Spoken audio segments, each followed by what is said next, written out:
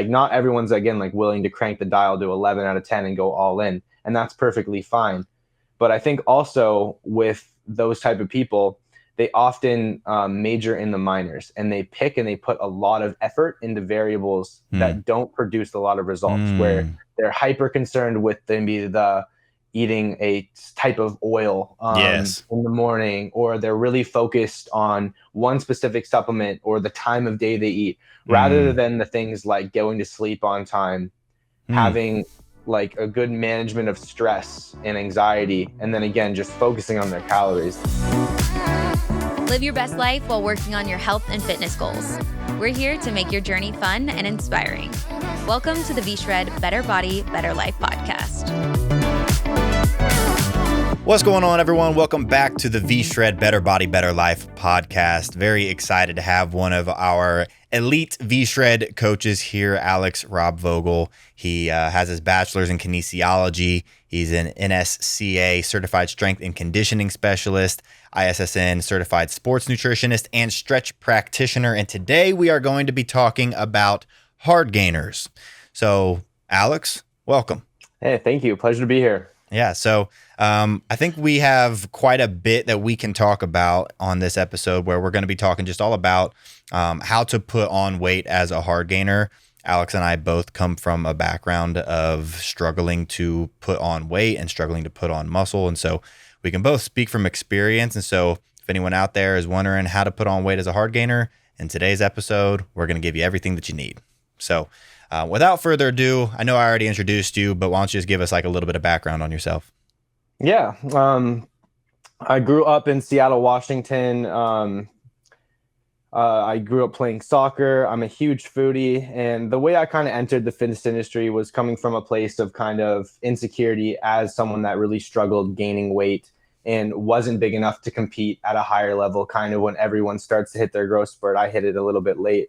So finding a way for me to compete with my populations was the gym, was that nutrition kind of variable that not many kids take in place. And that kind of sprouted into a passion and me going to school for it. And somehow kind of everything aligned, and now I'm here. But the aspects around diet and gaining weight and losing weight have been a huge part of my life, both for progression and regression of kind of me as an athlete and as a kind of a person in my general work practice. You say you everybody else grew. I have a very similar story that maybe some of the listeners know about of quitting football. When you say that everybody else around you kind of grew and you didn't, can you touch more on that? Yeah. I mean, I grew up playing in a sport where size isn't super important, but soccer is something where it's very much a technical game. But in the American culture, a lot of it becomes very physical when you don't have a lot of time to like be cohesive with the team. So everyone got bigger. I stayed around 5'4", and it became a lot harder for me to like play a position where they're more interested in like your stature rather than your ability to read a game. And that just kind of spiraled into me losing a lot of self-confidence and not wanting to pursue without feeling like I was matching myself or without comparing myself as like a level with my teammates around me. But yeah, it's kind of something that everyone goes through. I mean, you'll see some athletes progress very, very early, and a lot of it just depends on like when you hit puberty, which is kind of the luck of the draw. You got to thank your parents or hate on them. Yeah, no, it's funny. I was also a late bloomer myself. I think when I was 16, when I got my license says I'm 5'8", and so I grew much later than everybody else. It wasn't until like end of junior year that I hit my growth spurt. But it's funny that like all those guys that were playing football because they grew early and they were way bigger than me, I am much larger than a lot of them now. They might have grown early, but they're not necessarily, they stopped growing early as well. But yeah, I mean that also led to just probably an insecurity, definitely an insecurity, but it led to a passion for fitness the same way that I'm assuming that it led to a passion for fitness for you. Yes, absolutely. I like to say the quote, like, you aren't what you gain, you are what you maintain. And I think the test is, can you get to that weight where you're confident you're able to compete and hold it? And it's been cool to kind of see you as well. Like, maintain a progressive physique over the past year, like I'd say decade, not just kind of staying and being complacent with what you have. You Yeah. continue to get stronger and going with injuries as well. And kind of changing up your training. But yeah, a lot of it, back to what you'd said, does spark a lot from a mental health aspect when it comes down to movement and diet. Is a lot of our decisions are based off of our perception of each other and ourselves. And that is something important to take into account, but it's very subjective. And I'm sure you can attest that everyone's journey is very different. 100%. I mean, and I think it gets overlooked a little bit cause like most people, or a lot of people, they struggle with the opposite issue, right? They struggle to lose weight. They have no issue gaining weight. And so they kind of scoff at the Hardgainers who are skinny and can't gain weight, and they act like it's not a real problem. It may not be the same problem, but it's definitely a problem in our eyes because it's our own struggles and our own insecurities, and it's our own body dysmorphia that we have that just isn't in the same, it's just on an opposite end of the spectrum with people who are struggling to lose weight. So jumping into everything, just kind of break down for everybody who's listening to this right now, what is a Hardgainer and why do they struggle with gaining weight more than others? Yeah. And I think that's a really good question to start with, because Hardgainer for me, like, just sounds like something Rob Dyrdek does into like a foam pit. But what I think a Hardgainer is, and I'm sure you might have a little bit different definition, is I think just someone that is looking maybe either to gain muscle or gain weight. And I think as a coach, I'd put the better definition, or kind of from a semantic standpoint, is a Hardgainer is someone that knows that they need to eat more calories, but struggles to get that in and struggles to have that net energy surplus that allows you to gain weight, whatever that amount is per week. And I think, I'm sure we'll go into this more, but it's more of a game. They really struggle with picking the right amount of food, maybe not the right foods, as well as how do they structure that in with their lifestyle so that they're not getting fat, or they're not getting to a body composition that they don't feel confident and can perform in. The old dirty bulk versus a clean bulk. Exactly. Break down what a dirty bulk versus a clean bulk is for us. Good question. We've all been there. Dirty bulking is really fun. But I'd say a dirty bulk is when you gain more than 2 pounds of fat per week. If you're during your goals, I think that's when you put yourself in a very heavy surplus. It could also be kind of described as eating whatever you want and as much of whatever you want is to gain weight, whether that be muscle or that be fat. And it's kind of nice because it's very black and white. There's a lot of loose ends to it. It's not super structured. It is so far off of what like a carb cycle would be. You don't have to manage very variables. And I think it can be very effective for some people, but it's a slippery slope and it's hard to dig yourself out of that trough. And when you get too thick, when too large, and that's where I think a lot of people have troubles. But yeah, dirty bulking is fun. And then there's lean bulking, which is kind of like a unicorn, which takes some skill. Yeah. Not many people can pull it off. Yeah, no, lean bulk is definitely the direction I've always tried to go. But just as a byproduct of trying to figure out what that perfect lean bulk is, there's obviously been phases where I'm not putting on any size, or I'm putting on the wrong type of size, like you said. And I completely agree with what you said about, like, with dirty bulking. I think the biggest issue with it is what follows. Because, like, dirty bulking is easy. Like, everybody can just eat however much they want, whenever they want, of whatever they want, and they can gain weight. It's just, and there's a time and place for that. Like, if you're talking about like a physique competitor, or you're talking about like someone who's like trying to actually compete and they are trying to put on as much muscle in an off season as possible, they're going to want every single one of those calories so that they have the muscular energy to lift more weight and put on more muscle. Absolutely. But then what follows is a crazy cut. And those competitors, they have the willpower and the reason to actually follow through on something that is so demanding after you do something like a dirty bulk. Most regular people don't necessarily, not that they don't have what it takes, but they don't need to be putting themselves in a position where it's so difficult to get to this physique that they like. Because one thing that I've found is that when I'm in a dirty bulk, I don't like how I look. Like, I look soft, and sometimes I don't even look bigger because there's so much fat that's hiding the muscle. And so, like, sometimes when I get leaned up, Sometimes I look bigger just because you see the muscle more and my pumps are way Exactly. better. And so there's like, it's like a double-edged sword. Yeah, you would have more energy to lift more weight if you did do a dirty bulk, but are you going to like how you look, and are you going to be able to cut that afterwards?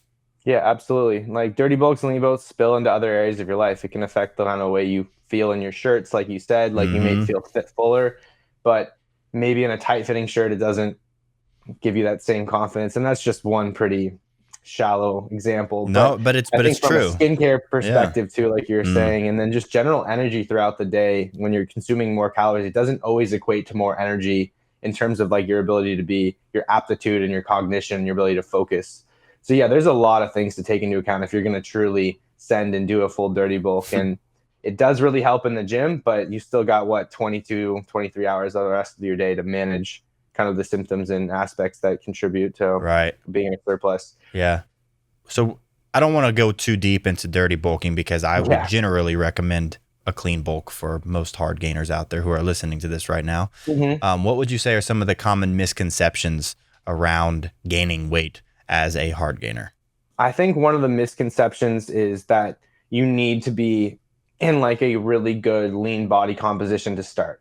And we have this kind of like bro science term called skinny fat that I think a lot of people are familiar with. And it's when maybe you don't have visual abs, but you have a skinny physique and you kind Mm. of have that decision making that you need to have take place. Do I want to cut that fat first? Or do I need to cut that fat first more so Mm. before I bulk? And I don't think most people have to. It really depends on like what their intent is and if they're going for just as much of a muscle building goal as they are like an aesthetic or a specific body type or shape that they have in mind. And I think you can go both directions. Both of them can get very similar outcomes. But what you kind of have to be mindful of, which kind of right ties back to what you said about when you're lean and you're lean bulking, you feel more muscular Mm-hmm. because it's kind of you have a more visceral look. There's less fat Mm-hmm. between the skin. I think we have to take in mind if you're going to do either a dirty bulk or decide to cut, you're probably going to see muscles differently as you gain. And I think that's just one consideration is that shouldn't drive your decision, but it's something to keep in mind is even if you don't cut and you do your skinny fat and you go and do a dirty bulk, you're still going to gain the same amount of muscle. You just might not see it as much. And I think that's a really important thing is if you look at a lot of athletes that are physique competitors or general fitness goers, is even when they're gaining muscle, a little bit of like subcutaneous fat that covers these kind of areas that have distinguishment or where like insertions are, they get a lot softer. And even though they Mm-hmm. might be gaining size, that kind of visceral aspect of it goes away. So they visually look softer. Takes Even though the if you were to taper take like away a almost. circumference, Yeah. they'd be larger. And that's a huge factor for those people that are skinny fat and they go into a bulk because they might even feel smaller as they're gaining weight Yeah. because they have that less of kind of a sharper toned look. Yep. But that doesn't mean they're doing things wrong.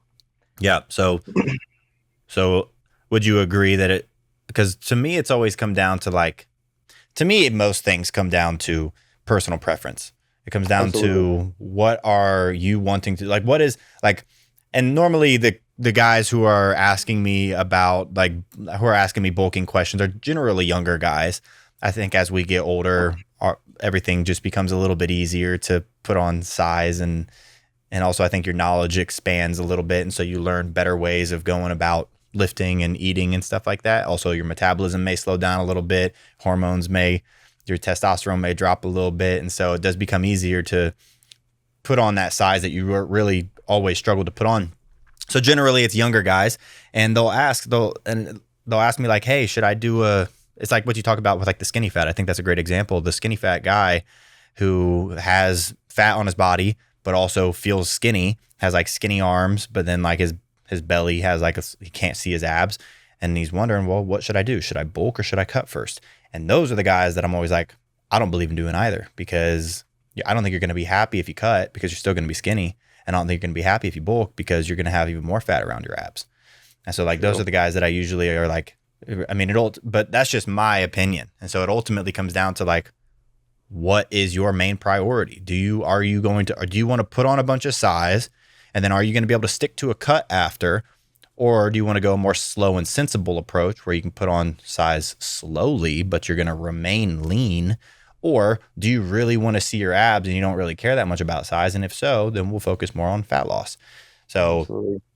Is that generally what you experience with like clients of yours that come forward with like wanting to Absolutely. And I bulk? definitely agree with the age of it. I think there's a lot more polarity in like people's decision making when it comes down to health, fitness, and like performance related goals.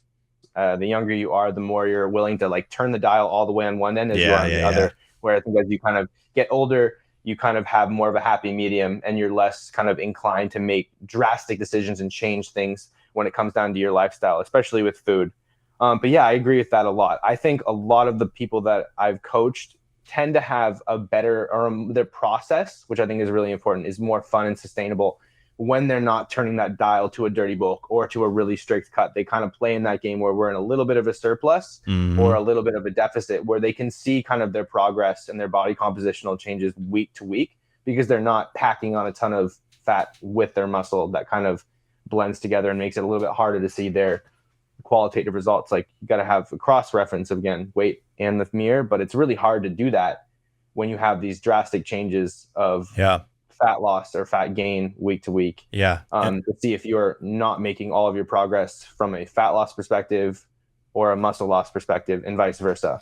And as you talk about like the specifics of like going into a slight deficit versus going into a slight surplus, what would you say are some of like the common or like some dietary principles for hard gainers to gain weight? I think you got to play in kind of little, I think you got to take it week to week more than anything, and be mindful of just the variables that matter, which are always going to be tying back to like those basic nutritional things like your macronutrients and your total calories. But I think, can you touch more on that? What's like a easy way for somebody to kind of get started with a macro split or calories based on body weight? Yeah, absolutely. And I think this is actually the hardest thing, is starting, because you have to be mindful of like what you're going to give yourself as a recommendation for calories. Like, that's going to always be the first thing you have to kind of take into account, is energy. And that's kind of our metric for our bodies, is calories. And finding an amount that is going to help you pull or add from that is tough, because we have things like our TDEE calculators, which can kind of give us an estimation of how much we need to either gain. What does that stand for? Just so everybody knows.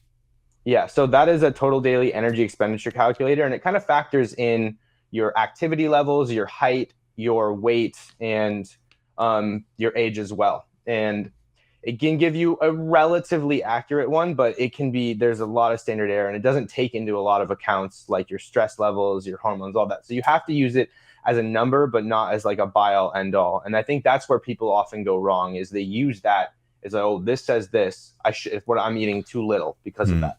It's not always. But once you find an amount of calories and you start eating that, I think that's the first thing. And see how, you got to check how much you're gaining or losing. And then from there, it's kind of managing how much you want to gain and lose. Because if I were using 2,300 calories, for example, and I'm gaining a pound a week, I know that probably the amount I'm going to need to maintain is going to be around maybe 19 or 1,800 calories. And that can help me from there. Then I know what I need to maintain weight. And from that position, it takes a little bit of time to get there, where you're getting that 1 calorie and then you figure out what your maintenance are, adding maybe 1 to 200 calories at a time of whatever kind of food you find to be easy to sustain and add into your lifestyle. And I know that was a little bit of a circuitous response, but finding the amount of calories you need to maintain weight, I think, is one of the most important things for people during their fitness journey. And it's probably one of the things that they don't do, because it takes a lot of consistency and standardization.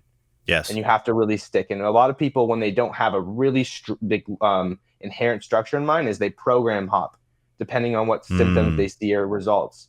And I'm sure you can attest to that too, is it's very, very tough in the beginning if you don't see what you want to stay on top of whatever program and what goal you're trying to follow. You lose the confidence in it. And so I think that's a big one. And for anybody listening, if you don't want to go through that, one of the best things that I would recommend is probably working with somebody who can take that piece of it off of your plate, and working with a coach like Alex.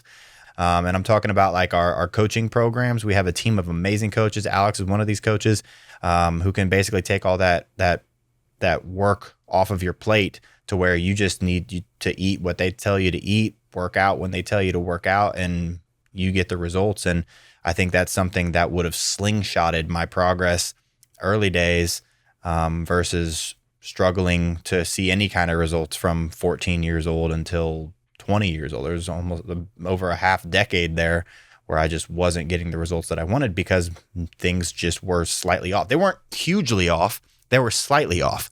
And that 2% off is like, if you're trying to go a long distance, if you're in a boat and you're going across the Pacific and you're 2 degrees off, you're going to be in a completely different country than where you were aiming for. And so that 2 degrees can make a massive difference. So if anybody's want to do that, there may be a link below, or just go to our website, get on one of our coaching programs. Probably one of the best things. And then the other thing that it does is, like you said, it takes that, or it gives you the confidence that what you're doing is what you should be doing, even on the weeks where maybe you're not getting the best progress. Because the other thing is, I've said this a lot, progress is not linear. I have not gotten consistent progress every week of my life since I started working out. It just doesn't work like that. And so, but on those days or on those weeks where I haven't gotten any progress, those months where I haven't seen any progress, I know what I'm doing is correct. And so I don't lose confidence in my plan. And like you said, program hop. So I think that's a great piece that you touched on right there. Yeah, absolutely. And I think when you have a good program too, you're going to build skills. And I know, like, going back to a little what you said is, over the course of the last 15 years since your fitness journey, since you started at 14, you pick a lot of things up organically along the way that allow you to produce results for yourself with a little bit less structure or more freedom, you'd say. Like, you get to eat a lot of the carbs that we deem as really unhealthy or as trash because you know when to deploy them. And you're able to do it with a balance because you've tracked calories, because you're a very confident food swapper, and you're able to partition things correctly. And when you have a program in place that allows you to have that kind of freedom because a coach can tweak it and make those adjustments for you, you're able to have a skill building aspect to where you can make decisions for yourself and then also have a second opinion to bounce off of, to making sure that it's not going to spiral you in another direction or give you that 1 degree or 2 degrees off that will take you in the wrong direction in the long run, but maybe not completely capitulate or negate your progress for 1 or 2 days. So I know we touched on like determining calories, so now I want to talk a little bit about macros. So like, when you figure out your calories, and is there like a simple way that somebody listening can just start off with calories based off of, like, what's like the most easy calculation that you could give to somebody to figure out like a ballpark? Because like we talked about, figuring out exact intake is something that you have to play with. Subjective. Right. And so what's a good jump off point for somebody? Yeah, I think the first thing is you got to ask what the goal of the person is. Again, like, if they're going to be a hard gainer, are they trying to gain or maintain muscle and lose fat? And I think for the most part, that's a lot of the population. So I'm going to go and choose a person that's trying to gain or maintain muscle and lose a bit of body fat for like some type of, like, for the summer, or they're just starting their New Year's resolutions. They want to lose 20 pounds. I think the first thing I would think about when you're choosing your macros is understanding kind of how many grams or how many calories are in a specific gram of a macronutrient, so that we can understand like which ones are more dense than others. And this was, I think, a question that or something I learned in 4th grade and then I didn't touch until I was in college for some reason, is that 9-4-4 rule, that we have 9 calories per gram of fat, 4 for carbohydrates. You learned that in 4th grade? Yeah, we had that in health class. Wow. And then I never touched it again until like sophomore year of college, and it was wild. And I wish I would have remembered that. I think that should be a good, like, are you smarter than a 5th grader question? That would stump a lot of people. Most people wouldn't be. But that doesn't really give you any applicable information to change your decisions. And what I would start with is, when choosing your macros, is understanding that we have fat, protein, and carbohydrate is the big 3, and knowing that fat is always going to have more energy per gram than the other 2. And then the last thing, I think it's tough to really give general advice, is knowing that recommendations for protein, because our body doesn't synthesize it the same as it does fat and carbohydrates, is very important. We can conditionally make parts of proteins on our own, but if we were to think of protein as like a car our body can create the wheels, but it needs dietary intake to make the frame. And we can do that very, very well with fat and carbohydrates. There are some caveats to this when it comes down to types of fats and that. But for the most part, prioritizing protein because of our body's abilities as humans is really, really important. And then factoring in what you like to eat and then kind of allocating more energy to portioning your carbohydrates and fats would be the second thing I would do. But I would love to ask you, like, what are the first things that you tend to do? Because I think it's very like a subjective approach, and a lot of the ways that like you can start will give you the same outcome if it's based off of very, very simple principles. Yeah, I think for me, I mean, what you said about like figuring out somebody's goals, that's obviously going to be number one.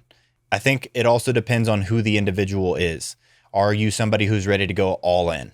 Are you somebody who's going to be not willing to give up your life, but be willing to dedicate a large percentage of your life to this new goal?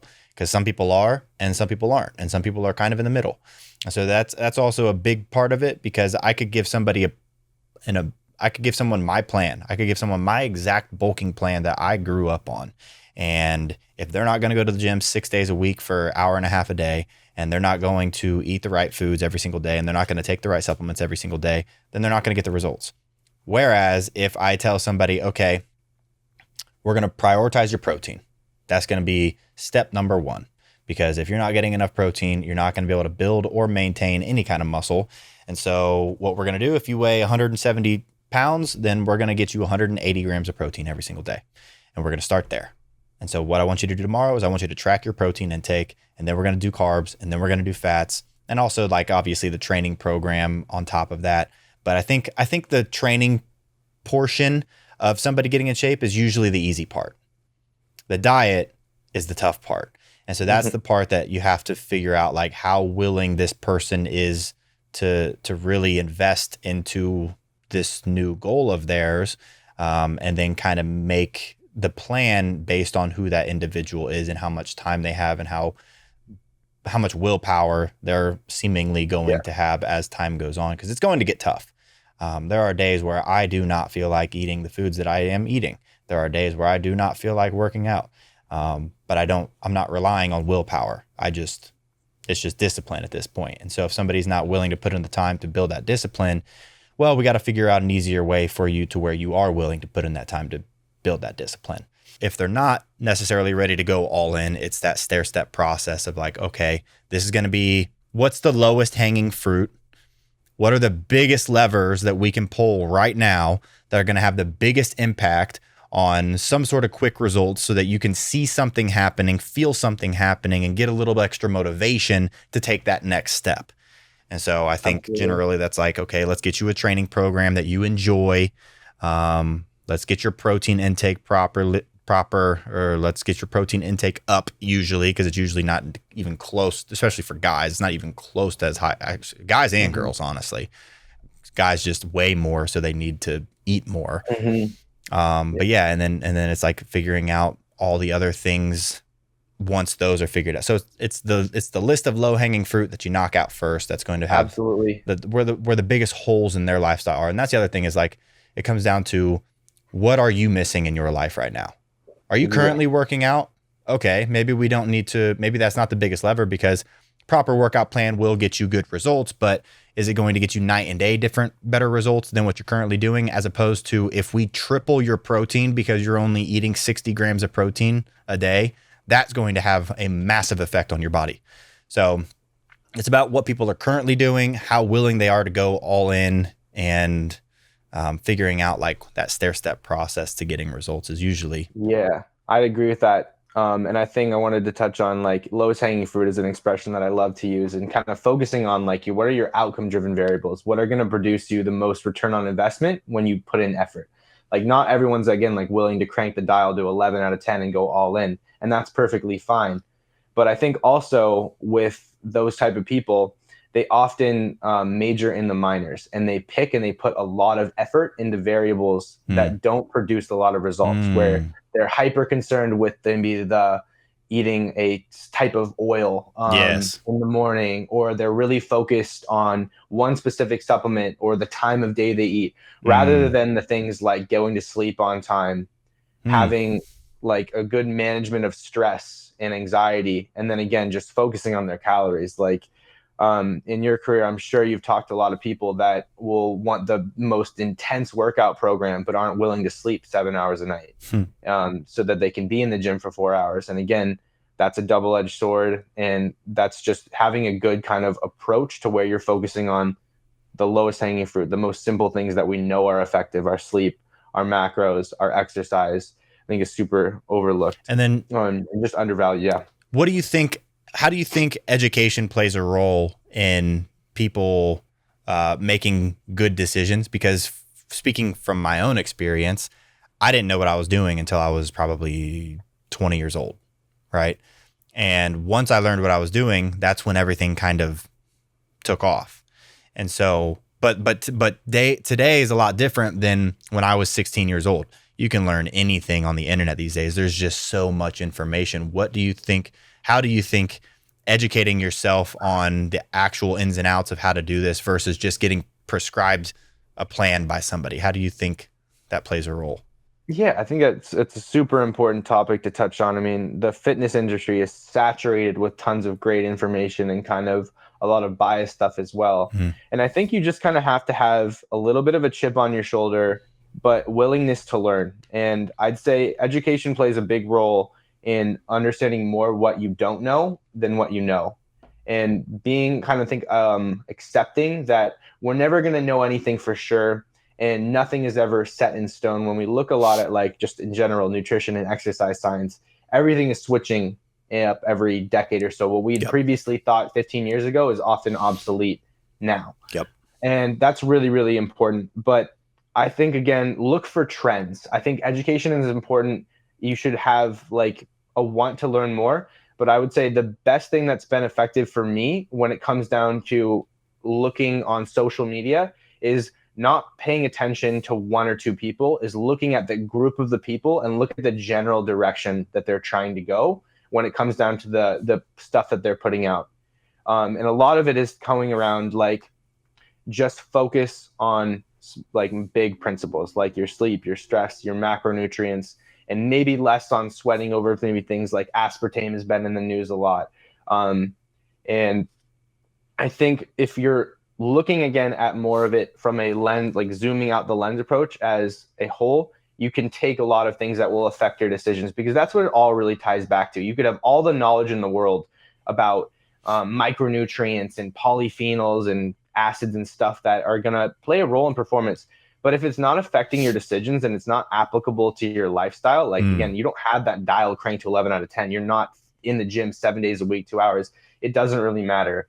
So pick people that I think also as well that you resonate with and have very similar lifestyles to you, because they'll probably promote the information that is going to be most applicable. If you know if you have all the information in the world, but you're not able to apply it, or it doesn't apply to your life because that's not really your lifestyle, then what good is it going to do to know all about polyphenols? Probably nothing. If you focus on the like what I call the big five, which is nutrition, exercise, sleep, hydration, and supplements, I think those are probably all you really need. You don't really need to go into the nitty gritty of crazy education around, unless you want to. Like, it's really cool to learn, like Huberman and all those guys. I love learning from them, right? But most of that is not going to be applied by most people. And so for those fitness fanatics, the crazies who want to do everything that everybody talks about, sure, that's great. But for most people, 90% of the people on this earth, my mom and dad living in Ohio, they're just going to want to eat a little cleaner, make sure they're doing the right types of workouts, and they just want to live a little bit longer and feel a little bit better in their own bodies. So that's a lot different than somebody who's trying to get good stress in the morning and they're trying to optimize hormones, and they're trying to make sure that they're wearing blue light glasses after 7 p.m. and Yeah. all like everything. Like I love all that Yeah. stuff, but it's not applicable for most people. And I think that's generally why our messaging is simplified, because if you just say, hey, cut out some of these foods, include some of these foods, don't do this type of workout, do this type of workout instead. Don't take this supplement, take this supplement instead. Sleep and drink water. People are going to get results. And that's why our clients get such good results, is because we simplify it. People want to, we have a quote here that we go by. It's called minimum effective dose. We give people the minimum dose that that is effective. It is the minimum effective dose. And I think most people can get behind that messaging, because if I tell you that you could get great results from working out 2 hours a day, or you get great results from working out 30 minutes a day, what do you think they're going to pick? They're going to pick the 30 minutes. And so generally I like to lean for, like, the information that I consume is different than the information that I'm going to give, because our demographic is going to be people who want it simplified. They don't want to, like, I'm in the gym, especially right now as I train for my race. I'm lifting for an hour. I'm doing cardio for an hour. I'm doing mobility. I'm focusing on recovery. So there's a lot of time being spent on my training. Most people aren't going to want to do that. Most people are going to want to, if I tell somebody that they can do a HIIT workout in 15 minutes a day, and maybe it doesn't get the best results possible, but it gets good results, they're going to love that. Yeah. And I think it goes back, we love this word optimal in the fitness industry right now. It's a big buzzword, but optimal is so specific to you. We don't always need to be perfectly optimal when it comes down to that like paradigm perfect example individual that's doing everything they can possibly do, right? Optimal is specific to what is going to be sustainable for your lifestyle. Yes. And I think that plays a massive role in what you're kind of approaching here, is that, like, you can biohack and you can do all these things, but if your lifestyle doesn't allow, and you don't have that time constraint to spend, it's worthless. And having things that are simple and that are going to allow you to get what you want without playing with tons of different variables is super important. And I think minimum effective dose is really, really important to kind of wrap your head around, is doing the kind of the least amount of things, or managing the least amount of variables and work to get a result. Yes. And the beauty of that is it's kind of like it's capped for improvement when you take that approach, or where you can go is much higher. If we start maximum effective dose and do every single thing we can, what happens when you plateau? You have no more logs in the fire to move around, because you're already toying with all these different variables.